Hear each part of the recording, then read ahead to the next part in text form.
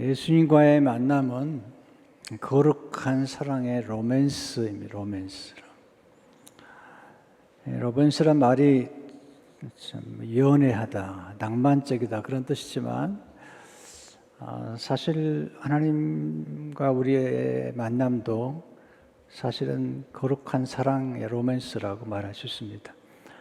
사랑은 만남을 통해서 시작됩니다. 사랑에는 반드시 대상이 필요합니다. 그때 만남은 신비에 속한 것입니다.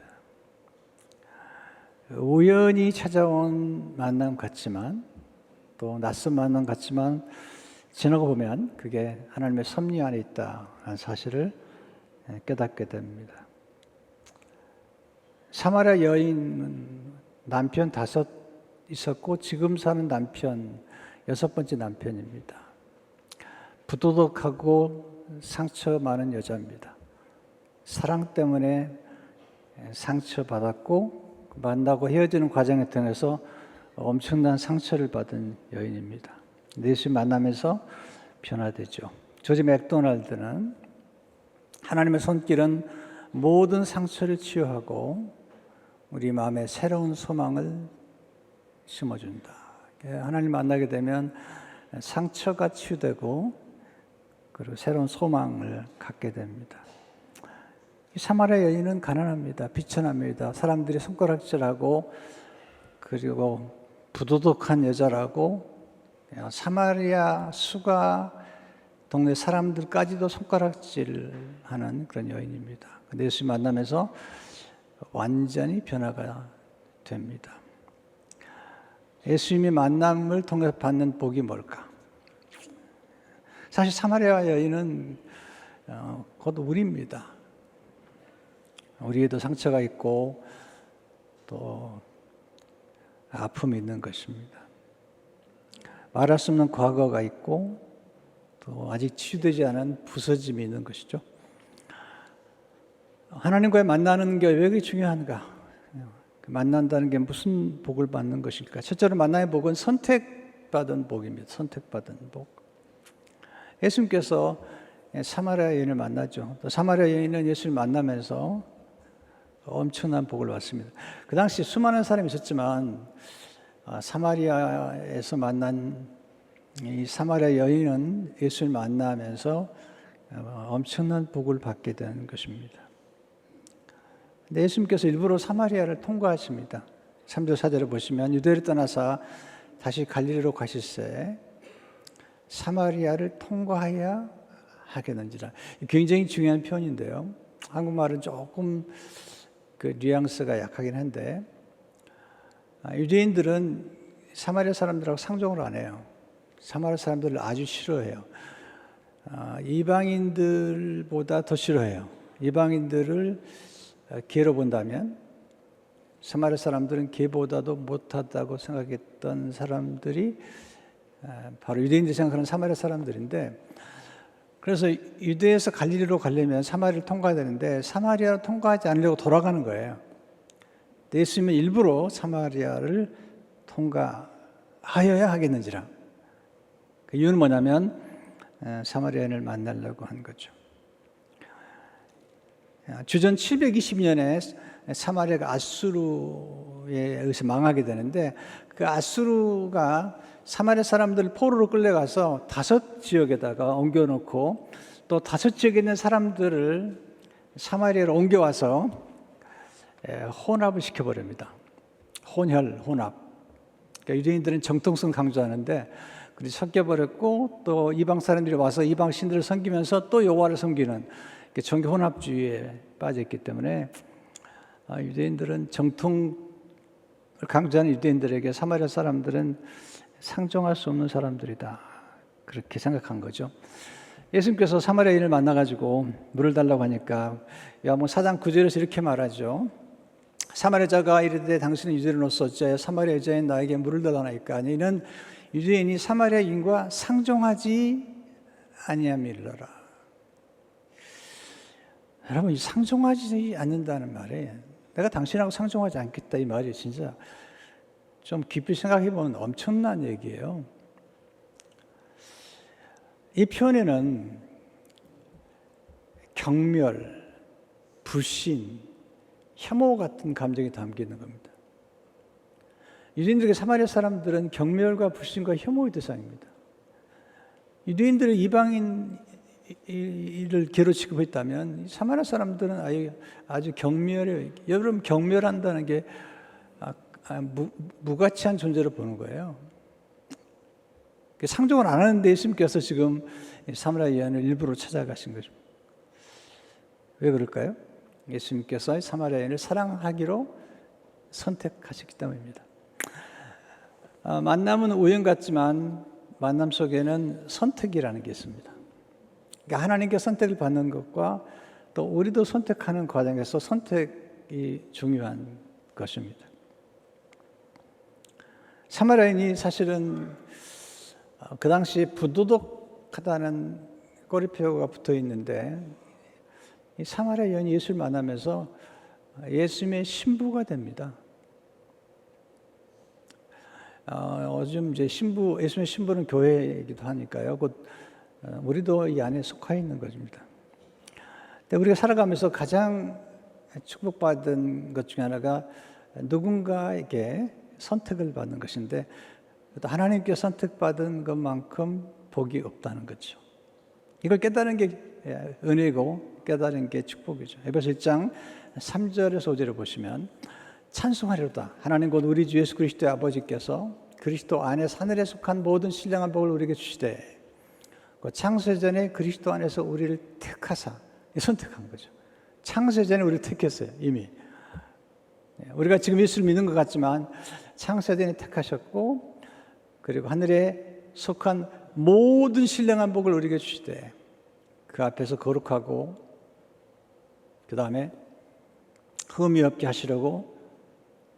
원래 우리는 거룩하지 않아요. 흠이 많아요. 그런데 우리를 거룩하게 만드시고 아름답게 만드시려고 그 기쁘신 뜻대로 예정하사 예수 그리스도로 말미암아 자기의 아들들이 되게 하셨으니, 여기서 아들이라는 말은 장자의 축복을 주시기 위한 그죠? 아들의 권세, 상속자 그런 뉘앙스를 가지고 있는 겁니다.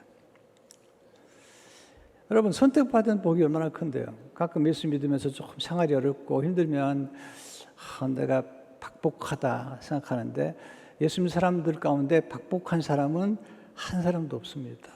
엄청난 복을 받은 거죠. 선택받은 사람은 하늘에 속한 모든 신령한 복을 받아서 신성한 성품을 받았죠. 신령한 복을 받았죠. 또 하나님의 사랑을 받은 자입니다. 여러분, 누군가의 사랑의 대상이 되는 게 얼마나 중요한데요. 하나님의 사랑을 받았습니다. 또 사랑 안에서 거룩하고 흠이 없는 아름다움을 누리게 됩니다. 또 하나님의 자녀가 되고 그리고 자녀의 권세와 특권을 누리게 됩니다. 하나님 앞에 언제나 나갈 수 있잖아요. 우리가 하나님 아버지라고 부르잖아요. 여러분, 마귀의 자녀가 되지 않는 것, 마귀에게 선택받지 않는 게 얼마나 축복인데요. 그러니까 우리가 만남의 축복을 얘기할 때 선택받은 만남, 이게 큰 축복입니다. 두 번째, 예수를 만나면 무조건적인 사랑을 받게 됩니다. 만남은 사랑 이야기죠. 근데 인간적인 만남의 사랑은 다 조건적이죠. 뭐 조건이 없는 것 같이 보이지만 사실은 다 조건적입니다. 거기다가 좀 나이가 들어서 결혼하려고 상대방을 찾으면 뭐 거의 외모, 건강, 학력, 실력, 재력, 또 인맥, 뭐 이런 것들 다 보지 않아요. 네. 그리고 그렇게 해서 결혼했지만 뭐 그 사랑이 쉽게 변질되고 말아요.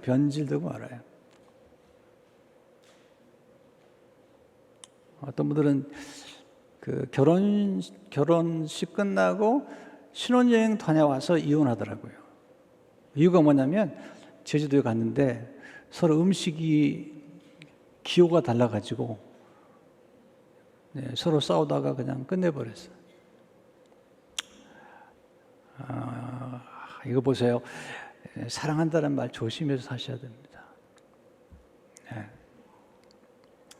책임지지 않으려면 함부로 얘기하지 마세요. 네. 근데 하나님의 사랑은 달라요. 하나님의 사랑은 그럼에도 불구하고 사람들의 사랑은 때문에 사랑이에요. 때문에 사랑. 하나님의 사랑은 그럼에도 불구하고 그래도 사랑하는 거예요. 제일 좋은 섬이 그래도란 섬이랍니다. 네. 그래도 사랑하는 겁니다. 부족해도 안 생겼어도 돈이 없어도 그래도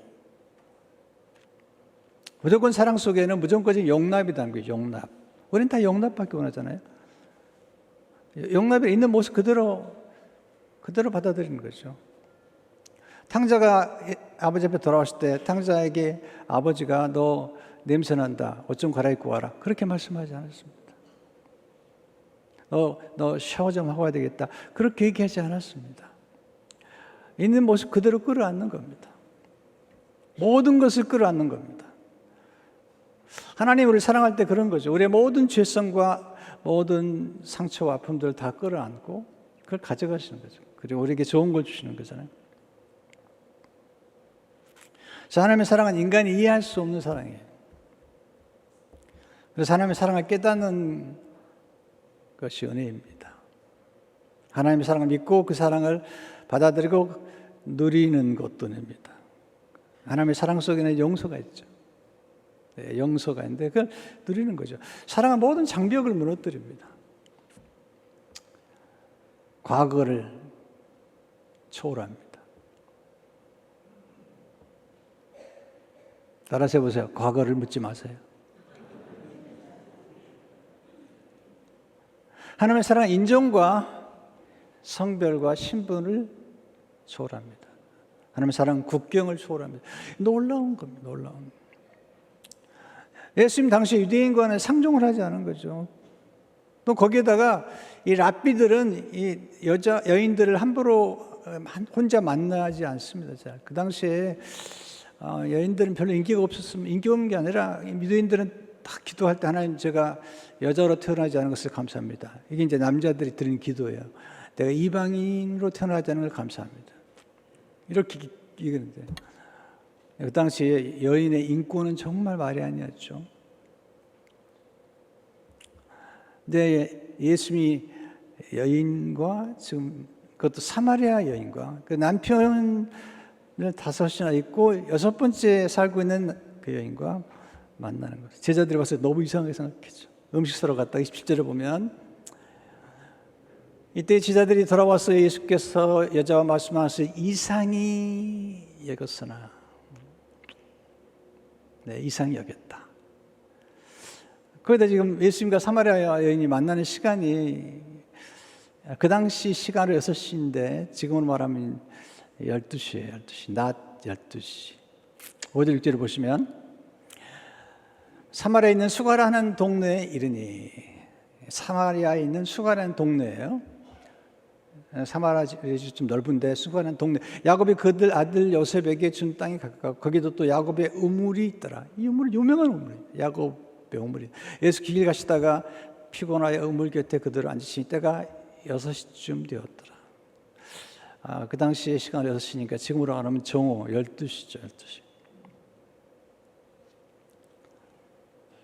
근데 사마리아 여자가 물을 기르러 온 거예요.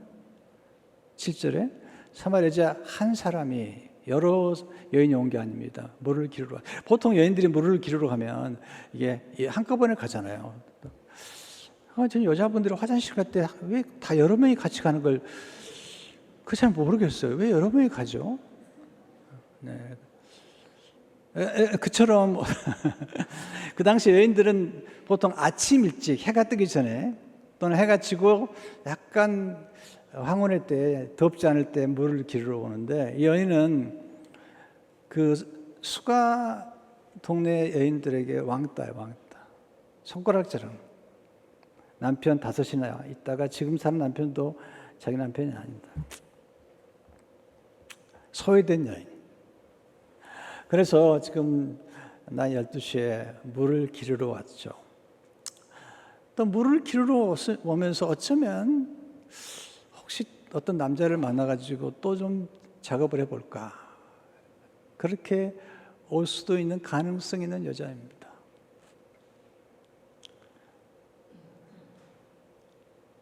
근데 예수님께서 여인을 만나신 거죠. 하나님의 예비하신 만남은 우연처럼 보이지만 사실은 하나님의 섭리입니다. 우리는 우연이라고 쓰고 섭리라고 읽을 줄 알아야 해요. 하나님 낯선 만남을 통해서 구속의 역사, 구속의 드라마를 만들어 가신 겁니다. 예수님은 아주 나이스하고 도덕적으로 깨끗한 사람들을 찾아서 구원하신 게 아닙니다. 예수님은 죄인을 구원하러 오셨고 잃어버린 자를 구원하러 오셨습니다. 여러분 수생각하기를 나 꽤 괜찮은 사람이야, 나 꽤 괜찮은 사람이야 라고 생각한다면 예수님과 상관이 없습니다. 예수님은 꽤 괜찮은 사람 때문에 오신 게 아니기 때문에. 우리가 살아가면서 정말로 예수 믿는 우리는 한 번 아니 몇 번씩이라도 난 정말 죄인이야, 난 정말 악한 죄인이야. 바울의 고백을 보세요. 난 죄인 중에 괴수라는 거예요. 그런 고백을 할 수 있어야만이 예수님의 은혜, 예수님의 사랑, 예수님의 무조건적인 사랑과 용서가 우리에게 눈물로 다가오는 거예요. 눈물로. 그리고 그런 사람들은 정말로 남을 함부로 정죄하지 않아요. 함부로 정죄하지 않아요.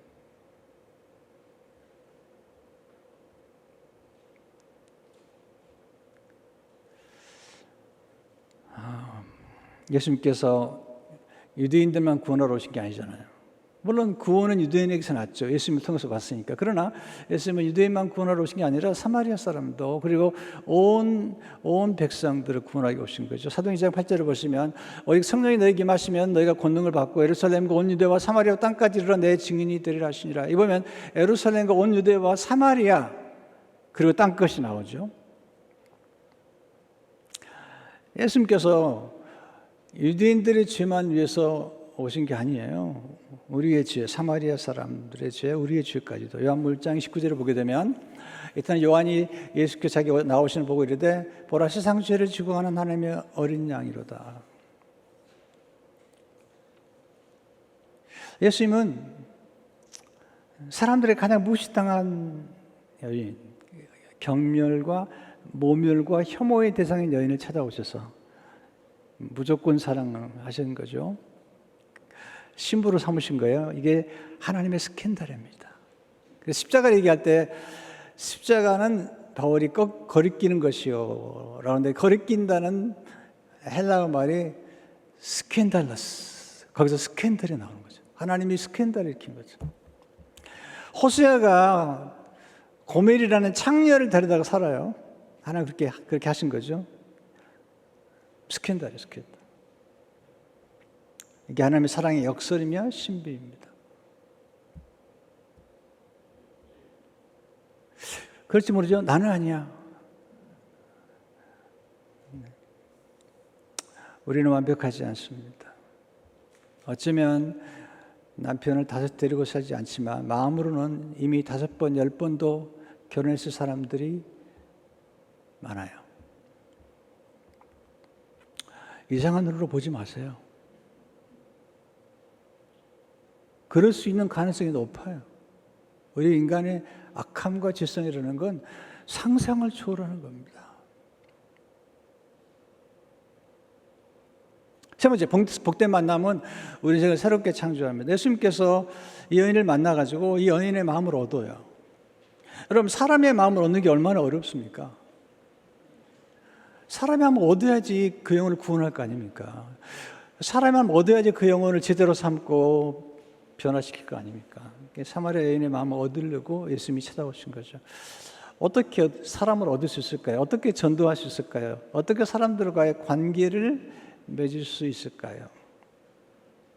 첫째로 예수님은 상대방이 줄 수 있는 것을 부탁하심으로 대화를 시작하세요. 자, 우리는 어떤 사람과 관계 내가 뭔가를 주어야만이 좋은 관계를 맺을 거라고 생각하는데 생각보다 우리가 도와준 사람이나 은혜를 베푼 사람들이 우리를 배신할 때가 꽤 많습니다. 생각보다 우리가 뭔가를 부탁했던 사람과의 관계가 더 오래 갈 수도 있습니다. 이게 인생의 역설이죠. 예수님께서 여인에게 부탁을 해요. 먼저 부탁하는데 여인이 줄 수 있는 걸 부탁합니다. 7절 사마리아 여자 한 사람이 물을 기르러 왔으면 예수께서 물을 좀 달라 하시니. 여러분 관계를 갖고서 뭔가 부탁하려면 반드시 그가 가지고 있는 것을 부탁해야 돼요. 줄 수 없는 것을 부탁하거나 말하면 안 돼요. 한번 우리가 교회가 이제 엘리 하우스쿨에서 예배드리고 너무 힘들 때인데 우리 부목사 한 분이 저를 위로하느라고 저한테 와서 그래요. 목사님 뭘 좀 도와드릴까요? 그래서 내가 큰 땅도 필요하고 건물도 필요하고 뭘 도와주겠냐고 함부로 얘기하지 마시라고요. 줄 수 있는 것. 제가 이제 부탁을 함으로써 관계를 맺는 그런 관계 기술을 사실 배운 건 벤자민 프랭클이라는 사람이에요. 벤자민 프랭클이 그런 얘기를 해요. 우리는 뭔가 주어서보다도 뭔가 부탁함으로 관계를 맺을 수 있다. 한 번은 어떤 사람이 너무 관계가 안 좋은 거예요. 이 사람과 관계를 맺기 위한 방법 중 하나가 그 사람이 가지고 있는 책이 있는 거예요. 책을 좋아하는 거죠. 그래서 책 좀 빌려달라고.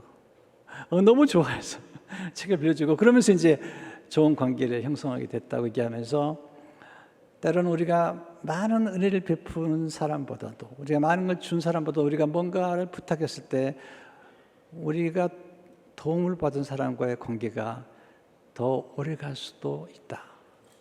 그런 얘기를 하는 거죠. 근데 꼭 기억할 것은 뭐냐면 우리가 뭔가 부탁할 때 상대방이 가지고 있는 걸 부탁해야 돼요. 이게 지혜입니다. 물 줄 수 있잖아요. 사르밧과 와불을 찾아갔던 엘리야가 부탁한 게 뭐죠? 가능한 거예요. 열왕기상 17장 10절에 보면 저 내 그릇에 물을 조금 가져다가 내가 마시게 하라. 물을 조금 가져다가 이거 가능하잖아요. 엘리야가 또 부탁을 해요. 11절에 보면 청하고 내 손에 떡 한 조각을 내게로 가져라. 물론 사르밧 과부에게 이 떡 한 조각은 굉장히 중요한 떡 한 조각이긴 했지만 그러나 사르밧 과부가 가지고 있는 것 그리고 가능한 거죠. 가끔 우리는 그런 얘기 하잖아요. 저 가진 게 없어서. 여러분 사도행전 3장에 보시면 놀라운 얘기가 나오죠. 나면서부터 걷지 못했던 장애인이 등장하는데 성전 미문에서 늘 구걸하는 사람이에요. 사도 요한과 베드로가 기도하러 가다가 만났어요. 이 구걸한 사람이 뭔가 줄까 해서 구걸을 하죠. 그랬더니 놀라운 얘기를 하죠. 은과 금은 내게 없거니와 내게 있는 것으로 내게 주노니 내게 있는 것으로 내게 주노니 곧 나사렛 예수 이름으로 일어나 걸으라. 내게 있는 것, 우리에게 있는 가장 귀중한 보물은 예수 그리스도입니다. 예수 그리스도를 주는 것보다 더 좋은 선물은 없습니다. 우리 예수를 믿는 믿음보다 더 귀한 게 없습니다. 어제 새벽에 제가 말씀드렸습니다. 우리가 인생을 살아가면서 가장 큰 손실은 믿음을 상실하는 것입니다. 여러분 돈을 상실하는 것도 그리고 관계를 때로 상실하는 것도 많은 걸 잃어버린 게 아닙니다. 예수 그리스도를 믿는 믿음을 상실하는 것, 이건 정말 가장 큰 손실인 거죠. 사도 바울이 생애 마지막에 내가 믿음을 지켰다. 믿음을 지키셔야 돼요. 요즘은 너무 신자들이 믿음이 약해지고 믿음을 지키는 게 떨어져 가는 것 같아요.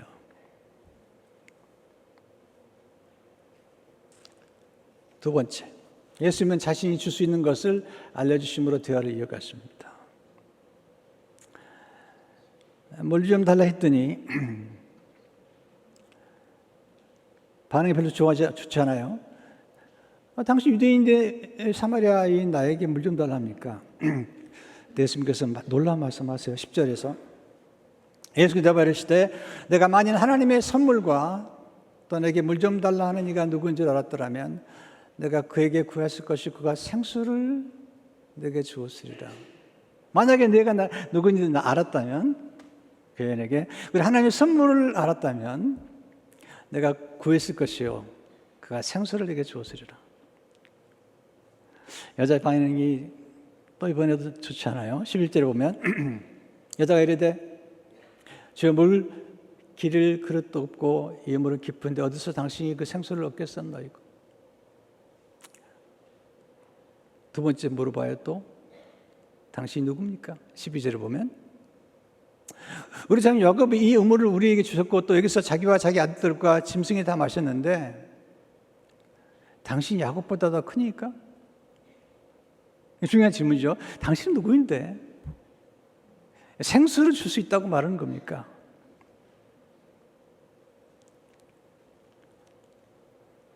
그때 주님이 놀라운 말씀하세요. 13절 14절에 예수께서 대답하여 이르시되 이는 물을 마시는 자마다 다시 목마르니와 내가 주는 물을 마시는 자는 영원히 목마르지 아니하리니 내가 주는 물은 그 속에서 영생하도록 솟아나는 샘물이 되리라. 14절 내가 주는 물은 그 속에서 영생하도록 솟아나는 샘물이 되리라. 놀라운 거죠. 놀라운 거죠. 예수님이 가지고 계신 게 놀라워요. 생수, 영생을 가지고 계신 거죠. 그러니까 우리가 사람들이 전도할 때 예수님이 줄 수 있는 것을 얘기할 필요가 있고요. 또 우리는 상대방이 줄 수 있는 걸 물어봐야 돼요. 제가 햇빛 선데이를 내가 한 번을 시청하고 싶어서 카톡을 보냈어요. 부탁했습니다. 그럼 얼마나 긴장하겠어요. 제가 그냥 썼어요. 돈은 아닙니다. 긴장이 풀렸나 봐요. 해피나잇에 하루만 와주십시오. 가겠습니다. 어렵지 않잖아요. 내가 돈 달라는 것도 아니고 하루 와달라는데 오겠습니다. 가능한 걸 부탁한 거거든요, 제가.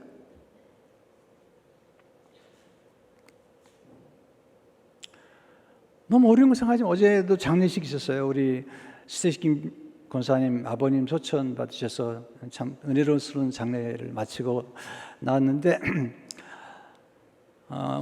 오래전에 우리 교회를 다니다가 지금 좀 멀리 이사간 분이 찾아왔어요. 그래서 그분 보자마자 해피 선데이가 생각이 나가지고 우리 홈커밍 데이인데 9월 8일 날 오실 수 있죠? 오세요 한번. 그랬더니 네, 오겠습니다. 그거 어렵지 않잖아요. 그러니까 뭔가 부탁하는 걸 너무 두려워하지 마세요. 가능하니까. 돌아오는데 제 아내가 그러더라고요. 여보, 그 와중에도 무슨 해피 선데이.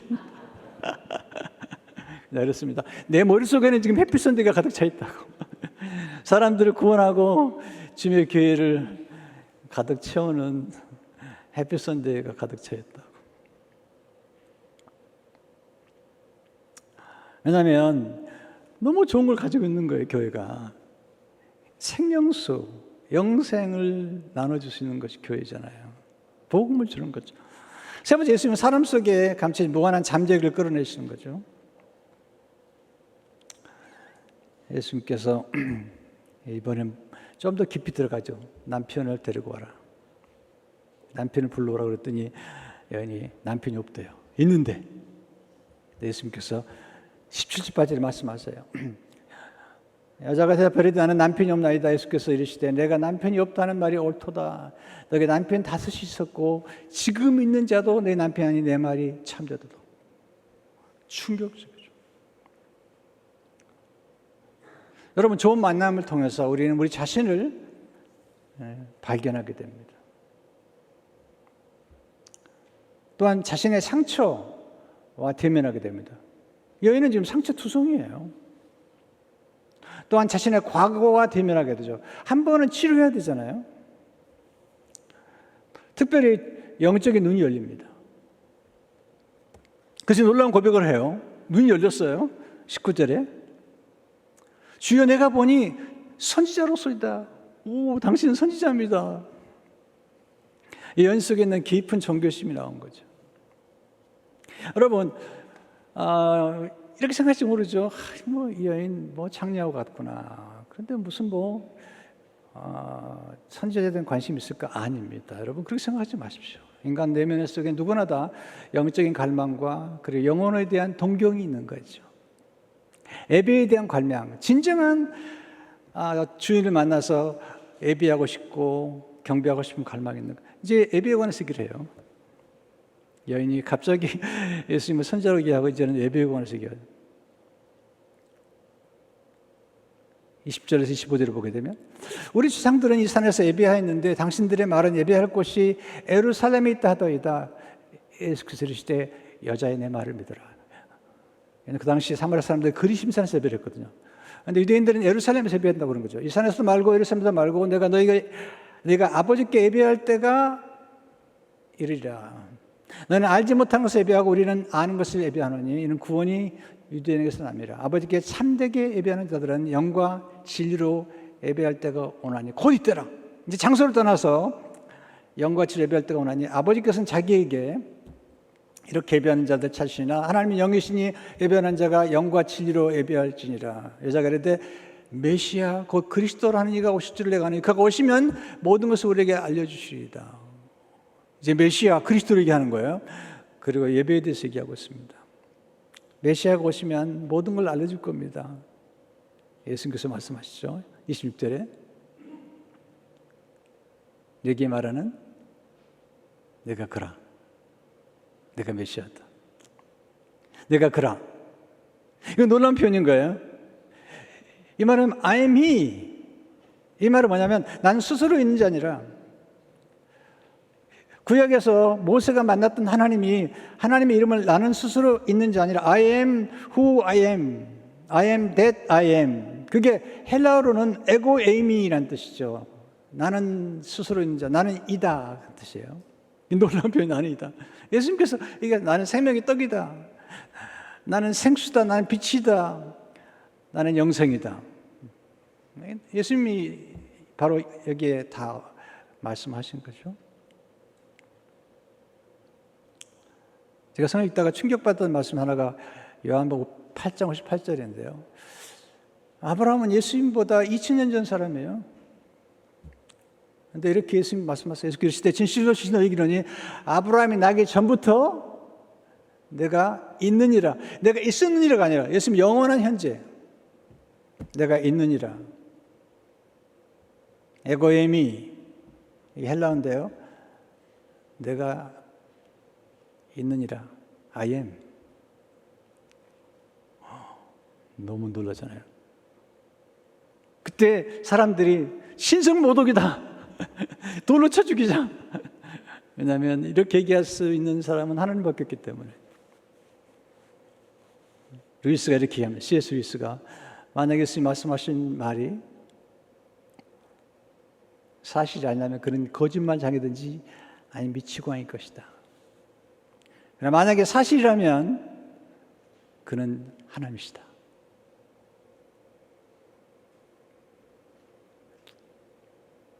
여러분 예수님이 지금도 살아계셔서 지금도 예수님을 만난 사람들 얼마나 놀라운 변화가 있는지 지금도 이란에는 놀라운 전도가 이루어지고 있는데 꿈에 나타나서 중동, 아프리카 지금 놀라운 지금 복음 역사가 이루어지는 거예요.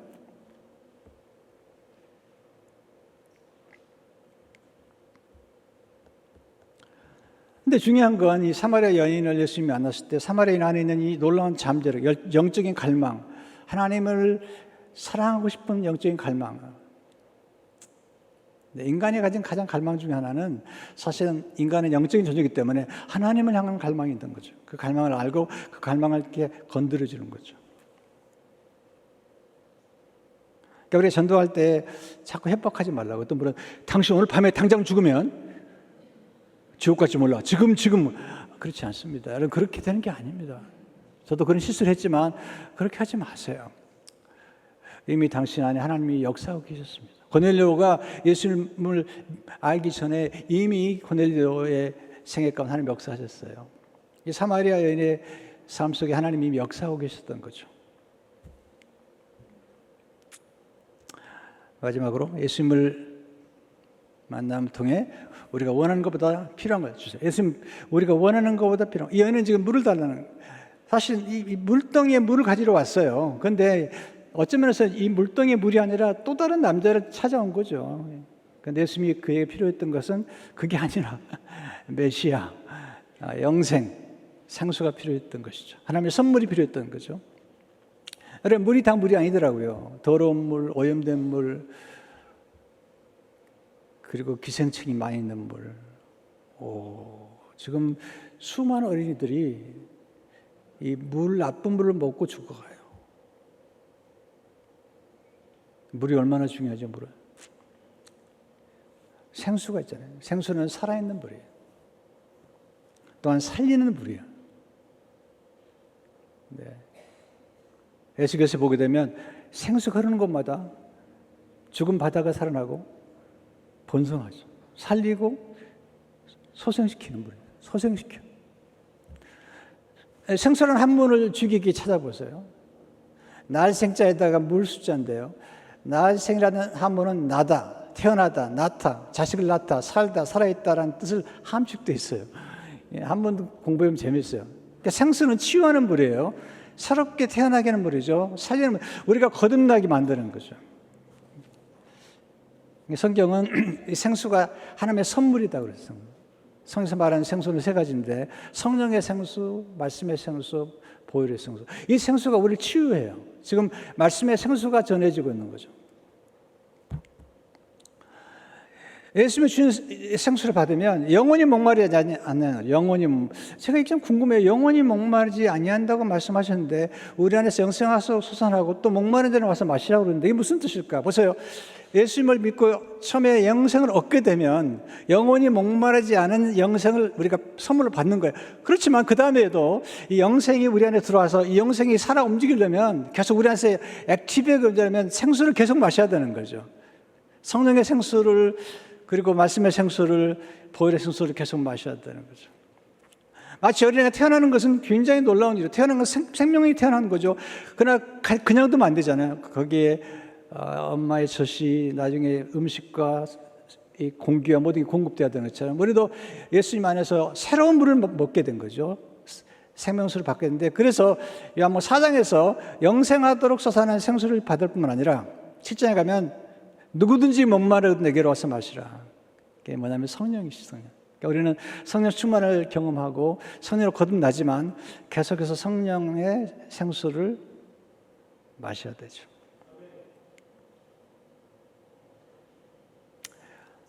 우리 이 땅을 떠나는 동안까지는 계속해서 생수를 사모하고 마셔야 돼.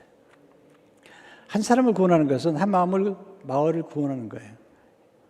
이 사마리아 여인 때문에 수가성이 복음화됐잖아요. 물동이를 버렸대요. 예를 물동이를 버렸다는 것은 뭐냐면 이제 새로운 만남이 시작됐다는 거예요.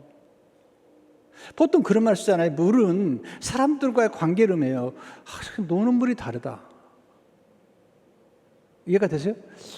노는 물이 달라. 이 말은 뭐냐면 새로운 관계가 형성이 돼야 돼요. 그러니까 옛날에 만났던 노는 물이 이제는 새로운 예수를 만나면서 새로운 만남, 하나님과의 만남이 시작된 거죠. 그래서 물동이를 버리는 것은 뭐냐면 이제는 그녀의 과거를 벗어 그녀의 꼬리표를 그냥 집어 던져버리는 거죠. 부도덕한 여자야. 결혼을 6번이나 했대. 이 꼬리표 던져버리는 거죠. 그리고 새로운 만남 시작된 거죠. 노는 물이 달라진 거예요. 예수님과 함께 노는 거죠. 그래서 전도합니다. 전도가 너무 심플해요. 29절 30절을 보게 되면 내가 모든 일을 내게 말한 사람은 와서 보라. 얘는 그리스도가 아니냐 하니 그들이 동네사람과 예수께 나오더라. 아주 심플해요. 와서 보라. 나는 그리스도를 만났다. 나중에 동네 사람들이 예수를 믿어요. 와서 이틀을 더 사마리아에 계시자고 그래. 모셔요. 그래서 이틀 동안 부흥회가 일어납니다. 더 많은 사람이 있습니다. 나중에 얘기하죠. 이 동네 사람은 사마리아인에게 내가 너의 말 때문에 믿는 게 아니라 우리가 예수를 만나서 친히 보았고 그는 세상의 구주다. 고백합니다. 여러분 예수를 만나면 상처가 치유가 됩니다. 상처보다 더 큰 복을 받게 됩니다. 상처가 없는 사람은 없어요. 사랑한다는 건 상처를 받는 거죠. 내 상처가 치유가 되죠. 프레드릭 비컨은 말하기를 하나님 우리의 상처를 치유하실 뿐 아니라 그 상처를 통해 더 큰 축복을 주신다. 사랑 때문에 받은 상처는 더 큰 사랑으로 치유됩니다. 하나님의 사랑을 받으면 치유가 되죠. 사랑 때문에 받은 상처는 예수님의 십자가의 큰 상처를 통해 치유가 돼요. 부서진 인생은 예수님의 부서짐을 통해서 치유가 되죠. 제가 좋아하는 앤 보스캠퍼라는 작가의 말인 제가 좋아하는 나쁜 부서짐은 그리스도의 좋은 부서짐으로 치유된다. 나쁜 부서짐은 좋은 부서짐에 의해 부서진다. 그리고 새롭게 창조가 됩니다. 여인은 새로운 피조물이 됐어요. 거짓덩어리 여자가 이제는 축복덩어리가 된 거죠. 그리고 전도자가 되었습니다. 이 사마리아인 때문에 동네가 복을 받았습니다. 여러분, 어떤 사람도 함부로 평가하거나 그리고 꼬리표를 붙이지 마세요. 또 우리 자녀들을 절대로 함부로 결론 내리면 안 됩니다. 넌 이것밖에 안 돼. 이 빌어먹을 놈아. 이건 정말로 나쁜 꼬리표인 거예요.